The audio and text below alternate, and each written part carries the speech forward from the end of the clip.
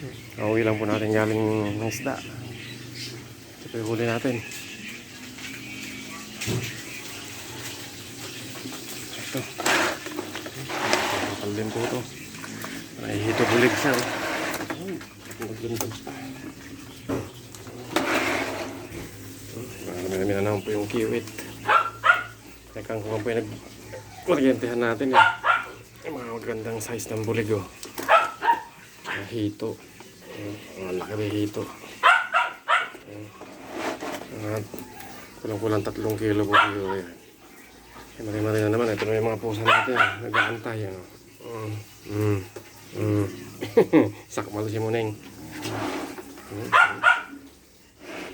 Dami-dami din. Tilaga isa. Sa pagpalang umaga po sa inyo. Ganito na lang po. Yan po ang huli natin ngayon. Magandang umaga po.